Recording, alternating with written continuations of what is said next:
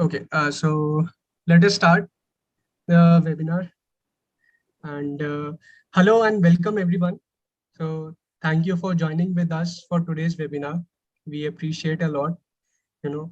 And let me give a small introduction about myself. My name is Parsh Pathak and I am the marketing executive at Edu Fund. So today we will be discussing on the simplifying the planning and saving for child's education. Now, just before we get started, if you have any questions, you can type them into the question box in your Zoom control panel, and we will have time for questions at the end. Now, without further ado, let me introduce our speakers, Mr. Arindam Sen Gupta and Ms. Shelly Gang. So, Mr. Arindam Sen Gupta is the co-founder and CIO of Edu Fund. He has more than 15 years of experience in finance sector and has been exposed to both the Indian and US markets. His entrepreneurial spirit is a result of his desire to empower Indian parents and transform academic systems to facilitate equal higher education opportunities for all the students. Coming to our next speaker, Ms. Shelly Gang. She is the head of products in Tata Mutual Funds and has a very rich financial service experience of over 17 years across various areas of banking and wealth management. She joined Tata Asset Management as head of products in February 2019. Prior to joining Tata Asset Management, she worked with ICICI Bank for 7 years. And prior to that, she worked with Royal Bank of Scotland for nearly 5 years. Now, moving ahead and starting this webinar, I would like to introduce a little bit about Edu Fund and the most renowned Tata Mutual Funds. So Edu Fund is a save now, pay later app for education fees in India and abroad.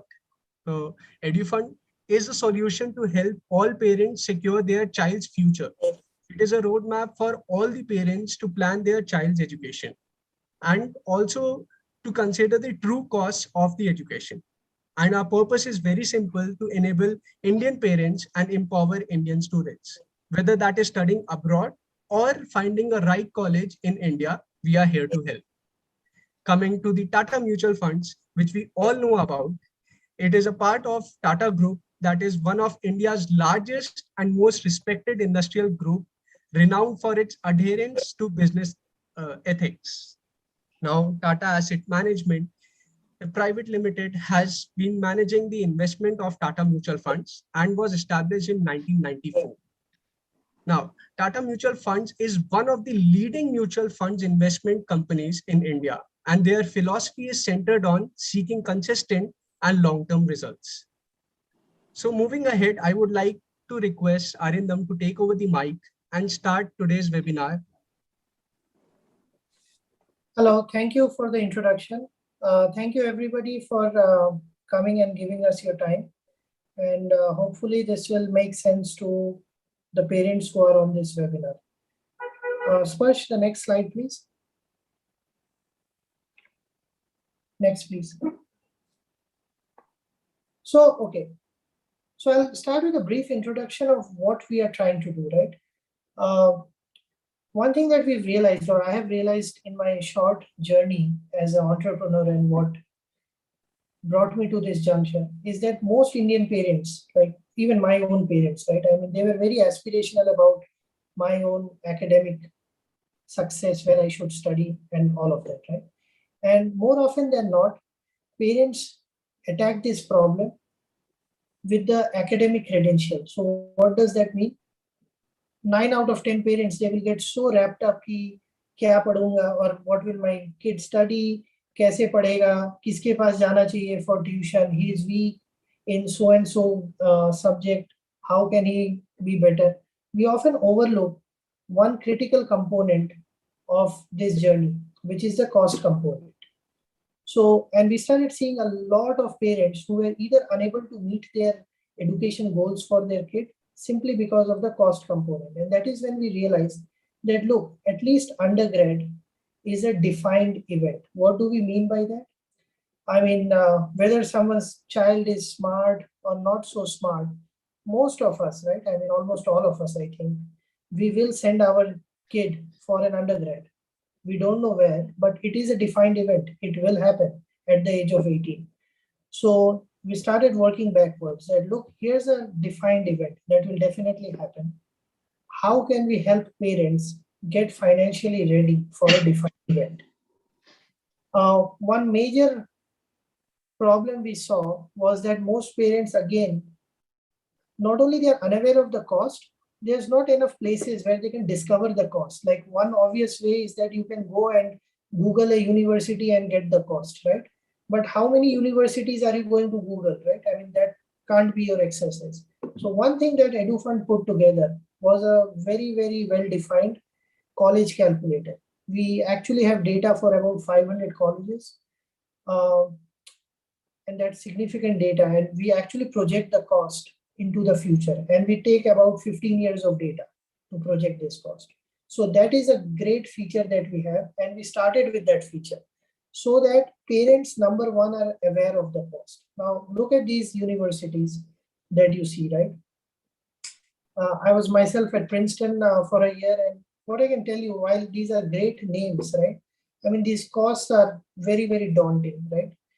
Now imagine, especially for a Princeton and a Harvard, you are also paying this cost in a foreign currency. And typically, rupee has always been a weak currency traditionally. It has had small periods when it has been strong, but on the whole, rupee is a depreciating currency. So for most of us, we are earning and saving in a depreciating currency, and we are aspiring to send our kid abroad to countries that have a stronger currency. So this math becomes even more daunting. So this is the price tag that is today. So for most parents on this webinar, just imagine with a small inflation. I mean, most of these Western countries have now a higher inflation, but assume 2-3%. These numbers will be huge. Next, please. Now, this is not just about studying abroad, right? Even in India, I mean, I'm based in Ahmedabad, and Ahmedabad is right behind my house. So Ahmedabad has gone through what I think in the last, 10 years, it has gone, or 12 years, it has gone from 4 lakh rupee to, I think today the cost for Ahmedabad is 23 lakh rupees. I mean, that's huge, right? 2009, it was 4 lakh rupee. Let that sink in for a minute. It has gone from 4 lakh rupees in 2009 to 23 lakh rupees now, right? It's almost 6 times. I mean, most people, if you're earning or salaried, you don't see a 6 times jump in your salary in the last 12 years. Very few people see that. So what we wanted to re-emphasize was expensive tuition and college price tag being expensive is just not a function of studying abroad. It's not that. It's also happening in India. IIMs are obviously the best India has to offer, IIMs and IITs. But I mean, even if you take decently good universities like Flame, I think it's right outside Pune. Flame University undergrad 4 years, I think it's around 33 lakhs. That is staggering, right? I believe a lot of parents here, they may be in their 40s, late 40s, maybe mid 40s. And when you were growing up, you would have never imagined that cost of studying in India would be 20 lakhs, 30 lakhs, 40 lakhs. These numbers are real, and they are today's number. The only one thing that you know about the cost of education today is that tomorrow it will definitely go up. That has been the long-term trajectory. Also, I think I'll just give you one more background, which is very interesting. We started Edu Fund right in the middle of COVID. And because the world had moved to online curriculum and study from home, a lot of people pushed us back saying, hey, there will be tuition cuts because kids are no longer going to classes. When universities resume, they will take severe markdowns and it will not be so expensive. And we kept thinking this doesn't sound right. And well, now we have data. So most people have gone back to school. And I don't think any school has taken a price cut. None. Again, none of the tier 1 universities or even tier 2 universities in India or abroad I don't see anybody who has taken a tuition cut.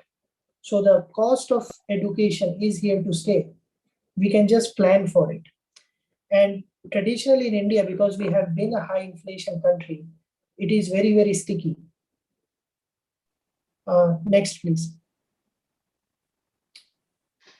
So now, I mean, this is what as a country we spend on education, right? This number is so staggering. This includes everything, right? I mean, this includes school, college, everything. This is the actual spending pie.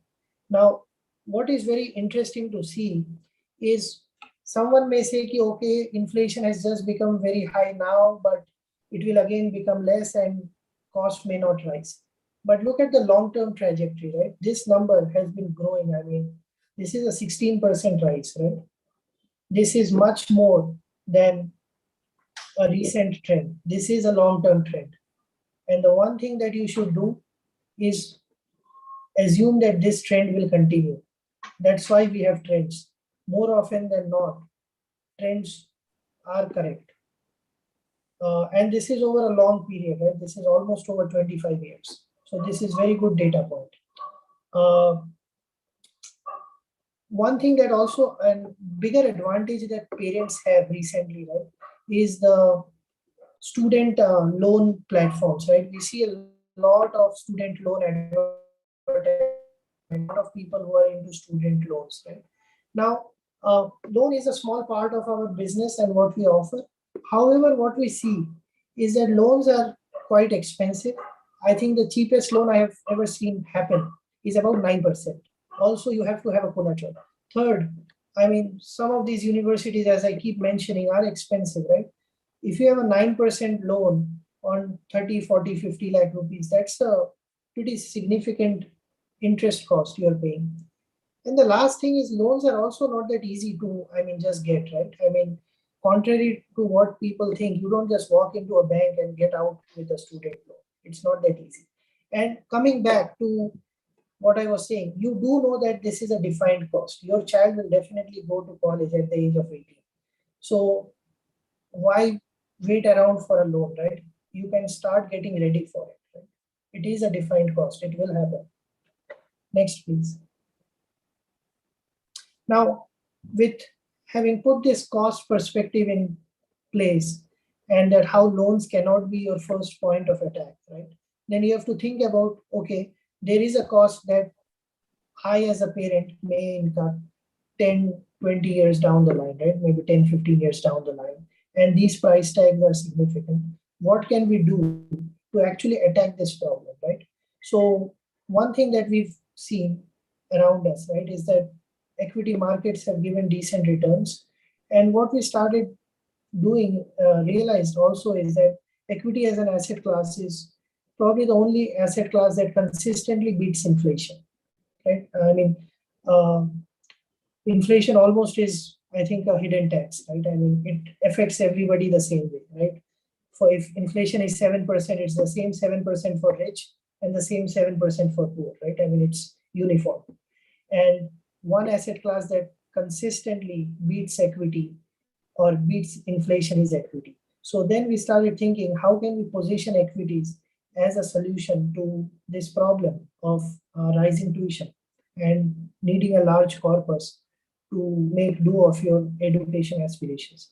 And we've partnered with Tata Mutual Fund, and we think with their track record and the trust that they bring, right? One thing that you need with money is trust.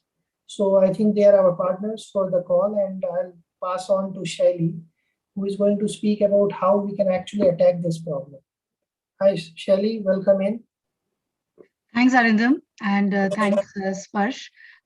It was very nice and, of course, eye-opening to hear those numbers coming in. Numbers make the problem and the goal very, very clear. So just on the previous one, I had drafted this little line, Sparsh, if you can just go back, to the slide. So you never think about money in isolation. You always think about money with some goals or realities. And of course, what better than your own children, to think about money. So wealth, of course, is very, very transactional.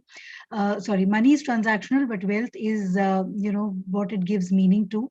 And when you think about money and wealth building for your children, it gives a lot of meaning, to itself. So, what best than introducing more of the world to your children by planning for the education for them. The problem at hand, or the key thing, which next, Harsh, Sparsh, we can go to the next one. Yeah. The main thing is that real interest rates. Now, real interest rates is the interest rate over inflation, the current interest rate over inflation. And if you will see, there is a good part of the period where real interest rates can be negative, which means that whatever money you are investing in at the current interest rates, it is actually earning negative returns if you account for inflation. And over a longish period, currently globally also, every economy, almost all economies are running a negative real interest rate, including India. That's primarily because inflation is high on account of various reasons, supply side constraints, India, of course, being a growth economy, and somewhat inflation is useful for India, but high inflation is also on account of certain recent issues, and the rates have been lower, of course, to support growth for since COVID days, and that is why currently we are facing this issue of a negative real interest rates. In the past too, if you see, in the last 10 years, you've had these phases, and that is why it is very, very important for your money to be there in assets which can earn much more, or at least some excess over the inflation rate. That's very important. Sparsh, we can go to the next one. So there are a lot of thumb rules which are there in financial planning. One key thumb rule is whatever is your monthly income, 20% of that should be set aside as savings and investment. And then it should be expenses. And then your expenses then could be divided as the general expenses, or, for entertainment and luxury. However, 20% should be set aside for savings. And that has to be set aside first. And then from the balance, your expenses need to be managed. The necessary, as well as the entertainment or luxury, or ad hoc expenses. So that's a very, very important thumb rule. If you see, there's one more rule of 70, which is when you divide 70 by the in current inflation rate, you get to know the number of years in which the current money value can actually reduce to half. So let's say if the inflation rate is 7 and you divide 70 by 7, in the next 10 years, your current income or your money value will reduce to half. And there are many more thumb rules like that. So it's very, very important to keep into account keep track of the inflation rate and your investment return, basically. Yes, Parsh, next one. So this is a very basic plan which you can decide. It's very important first to know your time horizon. When your child is 8-9 years, or even earlier, you can that's the ideal bare minimum time when you should start thinking about planning for investment. The next step is you should know the cost of investment, and for knowing the cost of investment 10 to 12 years, 15 years ahead, you have to know the inflation rate. So the last 10 years average inflation rate, the CPI number, the consumer price index number, is 6%. But yes, in between there have been bouts and phases where it has risen, and of course it has fallen. So the average is 6%. So you have to account for that and then estimate the cost of, let's say, education for the next or later, 10 years later or 15 years later. Once you have done that, you have an amount at hand. You have an amount in mind. You have to see what your existing assets and your existing liabilities, because there's another thumb rule. Monthly income, not more than 40% should go towards your EMIs or any other liabilities. So you have to keep track and account for that. And then what are your existing assets? So you have the cost which is required, the amount which is required 10 years later, 15 years later. You have your current whatever assets you have. You know your liabilities over a period of time, and then you accounting for all of this, you know what is the amount to be saved. And once you know the amount which you need to save, then you need to break down into how are you going to, arrive or plan for those savings. Of course, income is intermittent. You don't get, it's regular. You don't get everything at one go. So then you need to plan from that income how much needs to be set aside from this goal, for this goal. So 20 to, and in fact, savings rate could be more. Ideally, 20 to 30% is what your savings rate from the monthly income should be. These are broadly the traditional or the asset classes which are there. The role of equity asset class is basically to beat inflation, and that is the only in the long period equity returns or long period equity returns from the asset class is the only asset class which can help you beat the inflation and gather or build wealth or save for a goal meaningfully. The, of course, disadvantages is that it requires a lot of expertise, and your portfolio construction is a science, and ideally it should be outsourced to professional fund managers and fund houses and asset managers. There are various instruments through which you can access this asset class of equity, which are equity mutual funds. There are portfolio management schemes. There are passive investment instruments like ETFs and index funds. That's one asset class. The asset class of debt or fixed income is basically to offer cushion or offer a balance of volatility, because equity at times can be volatile. In the long run, equity returns track the earnings of the companies where they invest in. That's a given for long period. But in the very short term, there are multiple other things which actually go and impact the stock prices, and those get definitely normalized over a period. And in the long run, your equity returns or stock returns track earnings of those companies, but they could be volatile intermittently. That is why debt is required to offer that cushion and have a balance of that volatility, so that the investor can ride the journey and stay invested through the entire investment runway. And the other asset classes, the instruments could be debt mutual funds. You could have individual corporate bonds, bank FDs, and gold, of course, is another asset class. Currently, you're starting to have gold ETFs and gold index funds as well, and that is a hedge to inflation again. So, a 5 to 15% of the presence of this asset class on a perennial basis is a great way to, construct your portfolio or look at asset classes. Yes, Sparsh, the next one. If you just see a quick look at the asset class returns over long periods, 5 years and 10 years, you would see that, and we've taken equities represented by Nifty 50, likewise real estate is represented by a real estate RBI house price index, fixed income is by another CRISIL index, and gold is by the spot price of gold, which trades on the MCX, that's an exchange. And if you see the 10-year return, which is what our investment horizon should be when we start preparing or saving for a goal of education, 13 to 14% is the long period return, and these are the CAGR returns which you're talking about. So this chart makes a point that equity is one asset class which can give you, when you normalize over a longish period, a 13 to 14% CAGR return over long periods is what it can give you, and easily help you, tide over the animal of inflation very well. The same point is made here by way of numbers. If you see since 1990 to 2021, and you see the CAGR, the Sensex, which is representing the equity asset class, again is close to 14%. Your fixed deposit, which is representing debt, is close to 6%. And the gold for that period, the CAGR, the compounded annual growth rate of that asset class is about 9%. So over the long term, equity has delivered a better inflation-adjusted return. And the longer you hold, the risk-adjusted return also becomes much, much better for this asset class because the volatility is smoothened out. It's very important to have the right mix, of asset class, because just because equities could be volatile in the medium term or the very short term rather, allocating a lesser amount, a lesser percentage is not probably would not probably the right thing to do.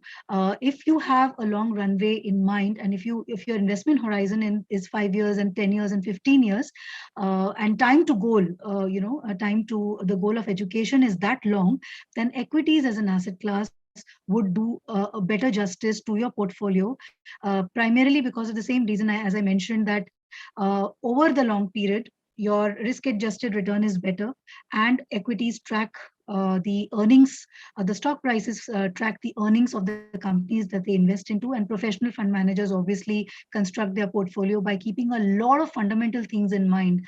Low leverage companies, a better corporate governance, better capital allocation, which is done by the company, quarter on quarter growth rates, and the sector growth which is there. So all these things are taken into account, and then a portfolio is constructed. So with that in mind, if you have a long runway, then a larger allocation towards equities would help serve the purpose or goal achievement better. As you can see, Mr. B, by allocating a larger giving a larger allocation to equity as an asset class, has been able to gather or clock a larger corpus for himself, rather than Mr. A, who is largely sitting in debt and cash. So that's, and this is the construction route is by way of a monthly SIP of 10,000. Over the next 2 to 3 charts, this chart quickly, if you have 3 years time to goal, of course, the ideal time to goal should be 5 to 10 years, which is where you'll be able to, spread your incremental investment or savings which you have across core portfolio and satellite portfolio. You could have, so the idea of core and satellite portfolio, core portfolio is from a longish horizon and a better steady returns and a better risk reward. Satellite portfolio are those pockets of the market which you would want to capitalize on by positioning for 3 to 5 years. Maybe the horizon could be smaller, because that's where the excess returns are showing for that period. So satellite portfolio could be a tactical approach, and core portfolio is your perennial, a long term portfolio which you have. And the funds which could go and sit in these core and satellite could vary little bit depending on the time to goal that you have. So that's just an illustrative example that we put in, how to construct and how to look at it. Next. Very important chart. And next 2 to 3 charts, the idea is twofold. One, start early, and two, keep at it. These are the two things which we are, highlighting through this. If you see sooner, the better. If your time to goal is longer, then the amount which you need to shell out each month or incrementally right now would be smaller, and you would have a longer period for this money to compound and get return. If closer to the goal, you want to just quickly make up a portfolio, probably you would have to carve out a very large sum which might disturb the overall portfolio then. So it's very, very important to start early. Look at it, 5 years time to goal, your monthly SIP needs to be over 25,000, close to 27,000. But if you have 15 years time to goal, your current outgo and your current carve out money for a particular goal of education for this goal would be just close to 4,000. Very, very important. There are multiple examples that we can give. Warren Buffett and his friend. Warren Buffett started investing at the age of 10, and he's still investing till age, I think 90. His portfolio had swollen to some $85 billion over a CAGR of 22% over that period. Whereas his friend started very, very late. His CAGR was much higher, 66%, but his amount was much, much smaller. At 66% annual growth rate also, he could not garner that kind of an amount. Very important. So start early is the takeaway. This is a very important slide. We hear so many things which happen in the markets and the economy and, political, you have a lot of financial things happening, right from dot-com bust to LTCM crisis to US attacks to recent COVID crisis to US withdrawing, US Fed withdrawing liquidity, taper tantrum in 2013, current discussions, everything account for the fact, or the bottom line is November 25 Nifty 50 was incepted. Over a 26-year period till date, which is April 22, the compounded annual growth rate of Nifty 50 is 14%.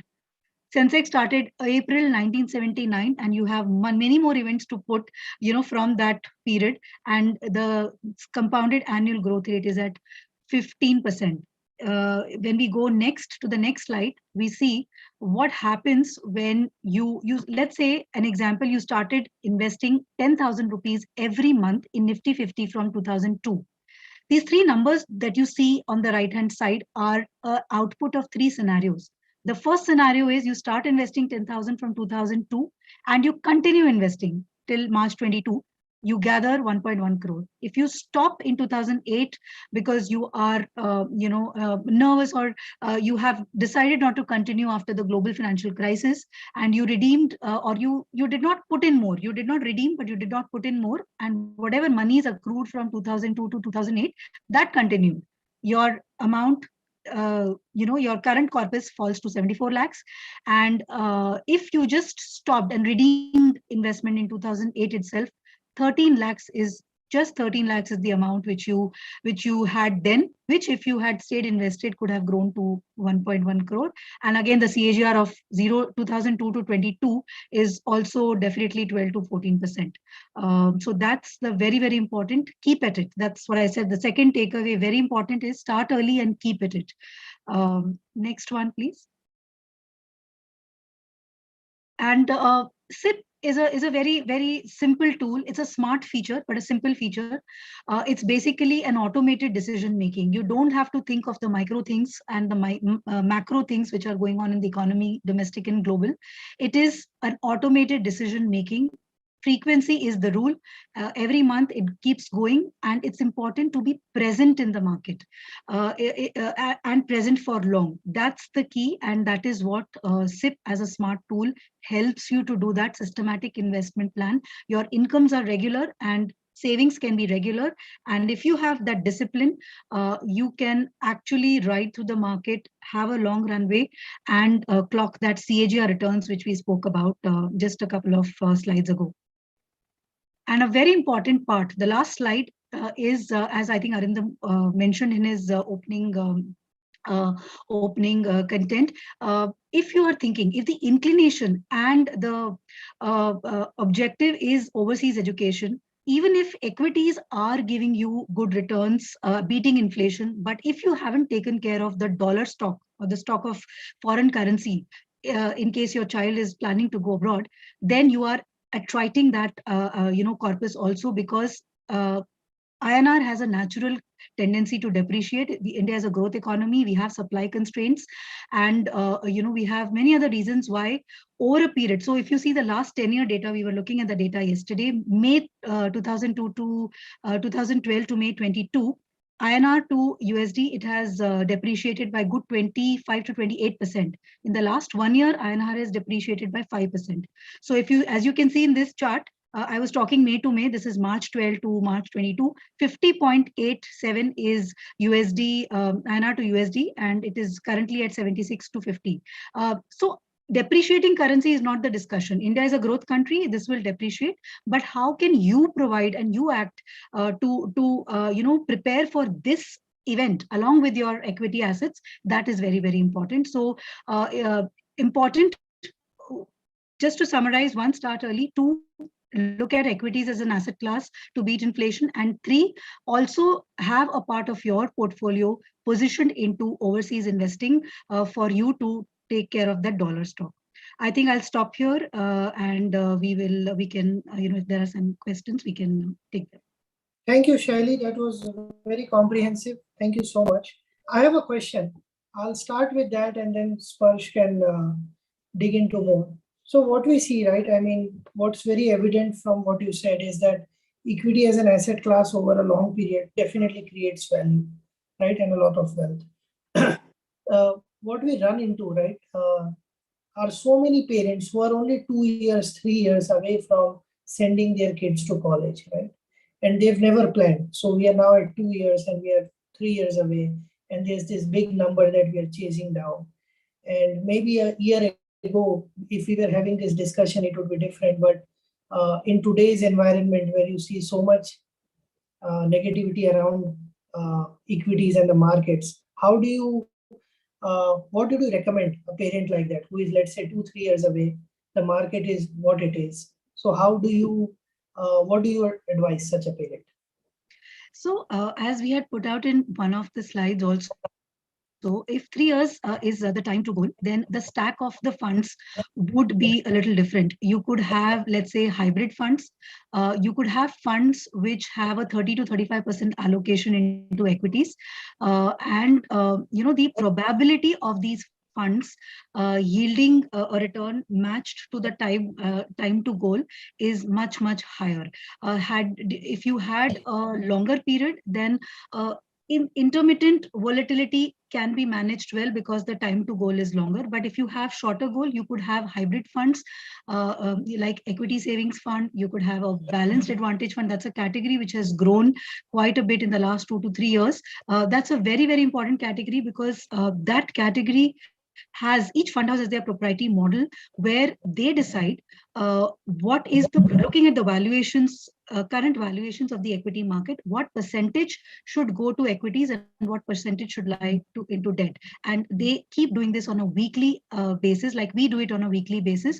And we also have some other factors as a top-up part of the model, the second part of the model, which guides us to the allocation percentage into equities. And that is a good place to sit in if your time to goal is 3 years, because that's a professional person doing that. You are having a good mix of both, because on your own, if you go to do that outside of the fund, there is a taxation impact. And many a times when markets fall, you know logically that valuations are correct to get in, but you don't have the courage to do it as an individual investor. So you should go through a platform like yours, and let the professional guys do that through your platform. Makes sense, makes sense. So Sparsh, please, we have Shaili here. Shoot away any questions. Yeah, so we already have questions, 7 questions right now. And then after that, if anyone wants to ask question, they can raise hand or you can write it in the control panel. So the first question is, I have 2 kids. Should I start combine SIP for both of them or equal amounts or split it in half? So again, time to goal, kid 1, what is the amount that is required and what is the time to goal? I'm assuming the elder child would have a lesser time to goal. Let's say 7 years, let's say 10 years, and the younger child would, let's say, have maybe 10 to 12 years. So accordingly, you will have to gather, because it depends on the amount. If you need an equal amount for both your children, but for the kid 1 or the elder child, the time to goal is less, then the amount which needs to be set out to reach that goal will be much higher. As we saw, 5 years time to goal, we had to shell out 27,000 rupees, and 15 years time to goal, we had to shell out only carve out only 4,000 rupees monthly. So it depends on that. Thank you. And the next question is, equity is risky. How to overcome that? So, equities are risky, relatively risky. Yes.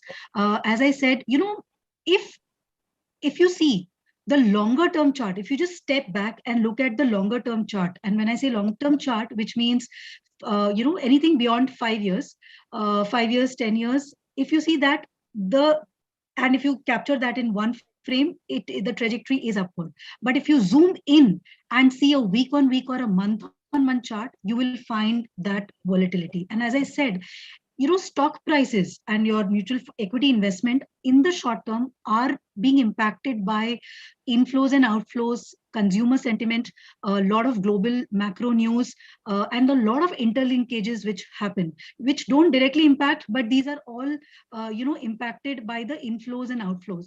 For example, the portfolio is here, the companies which are invested into here are having good quarterly results. However, tomorrow, if US has suddenly increased the pace of rate hikes, you will have a foreign investors going out, and for that little while, you will have some hiccup in the equity market, because a lot of foreign money which was here for the reasons, if you see in the last a few years, India as an emerging market has got more net flows, than any other. So that is there, but in the short period, it might go back to US because of the rate action there. But finally, the equity prices are tracking the earnings of this company or this set of company, the portfolio of these companies. So in the long run, the risk is smoothened out. In the short term, it becomes volatile, but in the long run, the risk is much more smoothened out. The volatility, if you plot, let me just put it simply, if you plot a 1-year volatility number, 5-year volatility number, and a 10-year volatility number of Nifty 50, which is representing equities, the 10-year volatility number will be much smaller. So the more the time you give, the more stock prices track earnings and they get smoothened out. Okay. Coming to the next question, what is the real interest rate, if you can explain in simple language? So let's say real interest rate is your current consumer price inflation. That number comes on monthly. April, I think we had 7.1. Before that, we had 6 point something. In US, you see the inflation rate is highest at, in 40 years, about 8%. So you have this consumer price index, and consumer price index is formed of your core inflation, which is your food, fuel, and then you have your core inflation is houses, healthcare, and it has multiple components. So the prices of these components, and how are they rising as a pack is what your consumer price index denotes, which is inflation. And what is the current rates? Let's say your repo rate currently is 4.15 and your inflation, let's say 7.1. So 7.1 is the rise in prices, is your rise in cost, and right your current earning, let's say, is repo rate, which is 4.15. So you are right now running a negative real rate of negative real interest rate of 7.1 minus 4.15. This is what a real interest rate is. The ideal scenario has to be that your see, in India, the band of inflation is as defined by the central bank. Our central bank, RBI, is that it has to be between 2 and 6. So 4% plus minus 2%. So 2 to 6% is the band, and the idea is to get it closer to 4%. But right now, of course, it's higher. And your current repo rate or your current short-term interest rates should be higher than your inflation. That is the objective of RBI. That is when you will have a positive real interest rate. But worldwide, this is now happening. It's a unique situation now, and this is where the RBI's actions are happening to correct that. Okay. Coming to the next question, what is currency depreciation, and why India will go down when you compare with US? So US is a dominating currency. US and we are all exporters. India and many other countries are exporting nations to US, and we are exporting nations. Now, India as a country, when you talk of currency, it does not want a very appreciated currency also, which means that we do not want our currency to fall down to, let's say, 65 right now from the current levels, which is $1 to 65 rupees, because then we become less competitive, export competitive. So we want our currency to be in an optimum zone, let's say illustratively between 74 and 78, so that we should not import too much of inflation also. And we should not, we should have a currency level which is optimum or which is favorable to our exporters, because we have to be export competitive. And that is why if you're exporting country, if you're a growth country, we will have a natural tendency to depreciate. Also, one more important point, it's currency depreciation is very, very relative. Why? Because if other countries are also depreciating, let's say in the last 1 year, if you see, all the currencies except Russian ruble has depreciated against USD. So then we are relatively good, because even those people have depreciated and even we have depreciated. So our export competitiveness have remained. So these are the factors, which to be considered when we talk about currency depreciation. It's a very natural phenomena, and RBI is there to manage cost of borrowing. So RBI has a threefold, this thing: cost of borrowing, your currency, and your interest rates. This is where, inflation, this is where it has to manage. Inflation, interest rates, and currency. Okay. Okay. Coming to the next question, how can I get to know the cost of education for my child? My child is 3 years old. Arindam would be the best person to answer. Thank you. Thanks, Shelly. So one thing that we've done, and this is free, this is the first feature we have on Edu Fund. There's a very detailed cost calculator. And let's say in your case, if you're saying that if my child is 3 years old, right? At 3 years old, you won't have a lot of answers yourself. You won't know which country you want him or her to go. You won't know what you want them to study, right? So we've also incorporated these options where a parent can come in and say, hey, my child's age today is 3 years old. I want to send him to college after 15 years, which is when they will be 18. And I don't know where they will go. So you can just select abroad, or you can select India, and you can, in the what you want them to study, you can literally select not sure. So, and again, one of the advantages we have in using this calculator is that you can change it anytime. So you could be as specific as, hey, I want to go study in US computer science, or you could be as vague as, I want to study abroad and pata nahi kya padega mera bachcha. So, I mean, this is a feature we have, and we are very proud of this feature. In fact, I never contributed much to this, but rest of my team, they actually crunched all the data. So please use it. This is a very cool feature we have. Thank you. Coming to the next question, is loan not a good option? I always thought children should study with a loan and pay themselves. That's how we studied. So I think loan is a option provided you manage it well, right? One of the problem of taking any type of debt, right? Whether it's a credit card debt, which is a debt, or a student loan or a home loan, is that you have to be able to manage that debt. What does that mean? That your cash flows, right? At some point, you have to start paying off your loan. Do you think you will have a job good enough that allows you to pay off that loan? Do you think you will have a job right away? Also, remember, loans kick off right away, right? So with all of this, right, you also want to know how much is the loan amount that, or how much do these EMIs come up? One problem that I've often seen with loans and why loans can be dangerous. When people take a loan, remember, whenever we are going to a university, that's a very positive moment, right? We are feeling very good. We are very optimistic, and we think, हाँ मुझे नौकरी मिल जाएगा, मैं 50 लाख रुपया दे दूंगा. And sometimes when you graduate, the job market has changed. It is not the same job market when you entered the college, because now this is happening after 2 years or 4 years. Suddenly, you may not get a job. You also may not be able to get the salary that you envisaged. So paying that loan becomes hard. Also, I think fundamentally what has changed in the last 5 years, I see so many people who right out of college start in entrepreneurship, right? So one thing which I think is fundamentally flawed, you cannot take a student loan and start a business, right? I mean, someone has to pay off that loan. Most businesses don't generate revenue or cash flow from day zero. So how will you pay off the loan? True.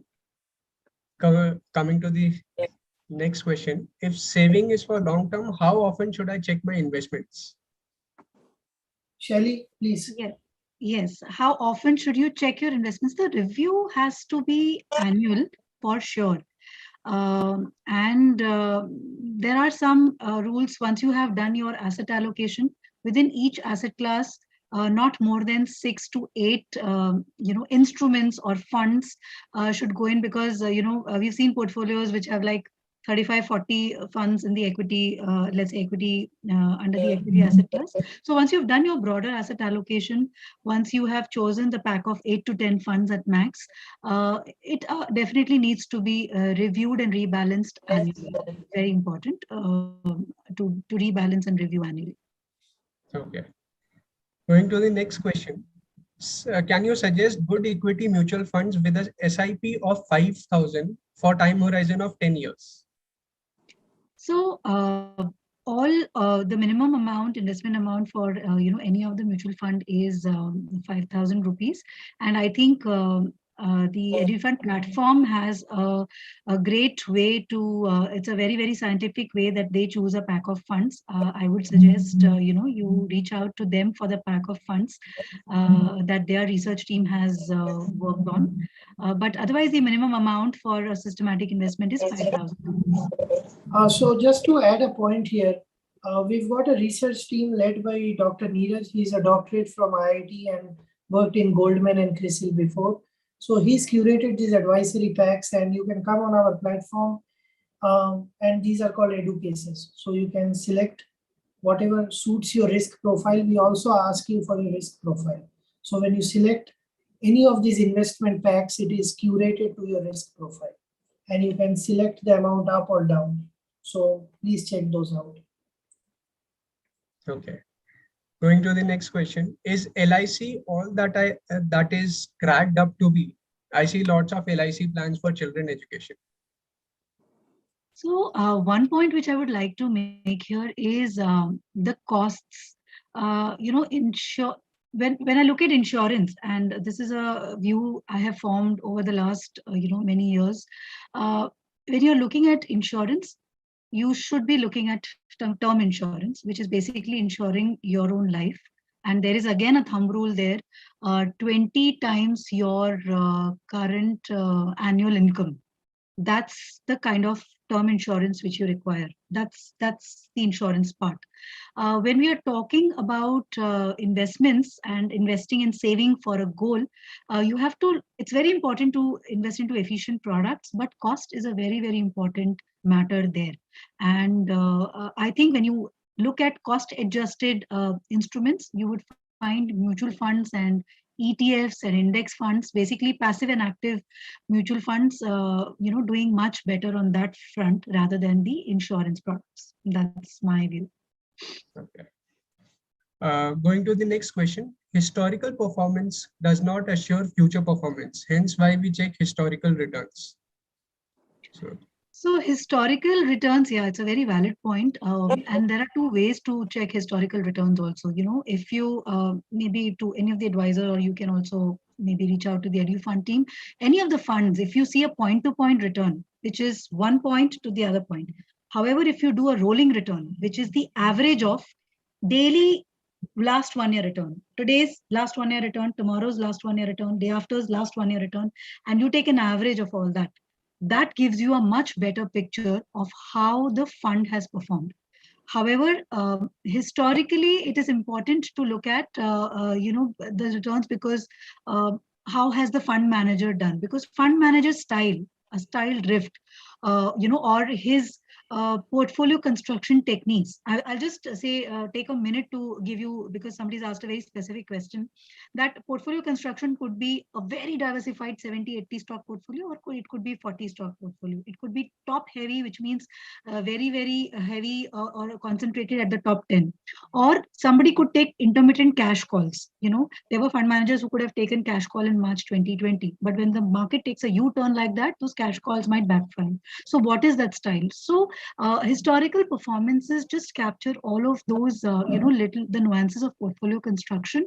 It gives you, because one of the parameter is also consistency. And if you have to measure consistency, you have to have the historical performance. So, and consistency comes in through the rolling return numbers as well. So that's the reason why. But yeah, you rightly said that that's not a given. You have to also estimate the return ahead. Okay.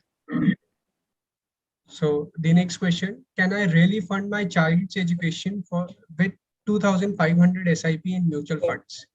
My broker never suggested me that. One interesting thing is that, and I mentioned this in one of the other sessions, and one very small point, which is people like Mike Tyson and Boris Becker, who had 5,000 crores of net worth within their own lives, they also went bankrupt. So it is never how much you have, it is always about what you do with it. And we have read cases in the US, though, of some bookkeepers and some accountants who saved regularly. And at the end of their work life, they've had $8 million and $2 million in their account. These are things which you would have also read. So very clearly, start early is one way to do that. It can be 2,500, it can be 5,000 SIP amount. Where all fund houses SIP amount start at bare minimum 500 rupees. I'm saying broadly. So 2,500 is a very good amount to start. It is always about what you do with your money. So 5,000 crore net worth can also go bankrupt in the same lifetime. Remember that. Okay. So next 3 to 4 questions are for Arindam, I guess.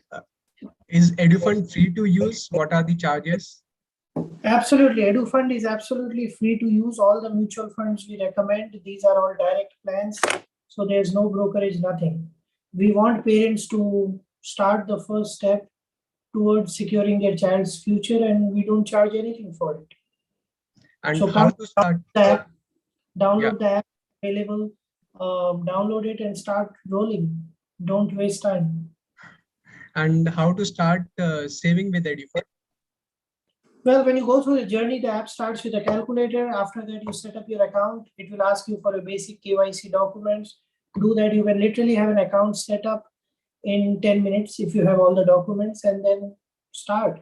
I mean, we've set up a really contactless journey, but however, if you are stuck, lost, want to speak to somebody, let us know. There's also options where you can speak to somebody. So we will reach out to you. So the next question is, how can I trust Edu Fund? Well, we are a SEBI, so that's a good question, and we keep getting this a lot, right? I mean, so two things, right? One, we are a SEBI registered advisor. I think that's a very high level of compliance that we have subjected ourselves to. And secondly, the way we've set the infrastructure up, right? We never ever touch a client's money. It goes from their bank account into the respective mutual funds. So as a result, there is no risk with us, right? It's not ki mera paisa Edu Fund ke paas hai. No, it goes from your account to the mutual fund that you select. And the proof of the pudding is that every day you will get a statement from the mutual fund. While you will get it from us also, you can come on the app and check the status of your investment. But yeah, you are directly getting your investment statements from the mutual fund. And I'm glad that somebody asked this question, because this is very, very important. You are not giving money to Edu Fund. You are giving money to a mutual fund that you select. Coming to the next question, I have an FD and have opted for a quarterly dispensation of interest, which I then try to invest in high return mutual fund or stocks. I don't have any financial goal per se. Is this an okay strategy, or should I break the FD and invest in equity only? So here, I would not say FD versus equity. First, I would like to bring out a very important point, is that FD is comparable to fixed income mutual funds. And in case of an FD, your tax trigger is annual, whatever is your coupon, because it's a certain income, you are taxed at a higher rate and you're taxed every year. In case of a mutual fund, whether debt or equity, your tax action begins when you only and only when you redeem. So let's say you invest today and after 5 years you redeem that fixed income mutual fund. After 5 years is when your tax action triggers. But in case of an FD, every year your 30% of that coupon goes away. So that much money is getting less compounding. That's a very, very important part. However, if you are young, you have a longer time to goal. equity is a good asset class, and the way to approach this is not FD quarterly interest going to equity. The larger approach should be monthly income 100, 30 rupees set aside as savings or investment. Out of that 30, let's say 60% equity, 40% debt. Within equity, you have chosen 2 to 3 funds right now, let's say, where the SIP is going. And within debt, you have some money for emergency fund, which is going away in a short term, very short term debt fund. And there is some money which is going to other debt funds, long term debt funds. That's the way to allocate, rather than entire 30 rupees, let's say, going to FD, quarterly interest going to equity. We wouldn't suggest that from Tata, from the house of Tata. Yes. Okay. Thank you. Going to the next question. Are there any income tax benefits that we can avail while investing per year? If yes, in which category, and how much is the maximum we can avail per year? So income tax, in the tax deductions which you get there is a list of instruments which are there which give you tax deductions, and there is a separate section for education also. But here, tax deduction is it's a very limited amount that you can save. Under section 80C, anyways, you can save only 1,50,000. So tax deduction is something which comes in probably as a add-on. But the larger idea is, you have a goal, you have an amount which you need after 10 years, and you need to build that amount today. That's the larger idea. Wealth building is the larger discussion here rather than tax saving. And you can build wealth only if you save first, invest, and while you invest, you have your tax deductions or tax benefits available for some part. Okay. So next question. Is the Edu Fund calculator authentic? If you can elaborate a little on the data. Sure. So we've taken about 10 years of past data, and by past data, what I mean are actual university prices. Then on top of it, we've taken the inflation of those countries and we've projected the prices. What we also do on top of that, as a third layer, is twice a year we go and rebalance the calculator. What does that mean? If rupee has moved to a certain degree up or down, we will calculate it, we'll change our calculation, we will put the new amount in. So what this calculator does, it won't keep throwing you a static number. So if you keep coming every 6 months, you will see slight up or down. And that actually captures the real movement of prices. What we never say is that it's exactly right. What we say is it will put you in the ballpark, because to predict something years into the future to the exact amount is almost impossible. But we get you very, very close to the target, and we keep constantly tuning us as we move closer to the target. So yeah, that's how accurate the calculator is. Okay, thank you. So now, considering the time, we'll take one last question. And the last question is, what is exactly the time to need rebalancing portfolio? So I think I'll try to answer that. One thing that happens, ideally, if you start planning for your child's education soon enough, and soon enough, I mean with a 10-year horizon, like one of the slides that Shelly had. Now, remember, in 10 years, so many things are happening, right? Sometimes your financial position may increase, decrease. You may also decide to change your university. Some of the funds you've chosen may not be doing so well, right? So many things happen over a 10-year period.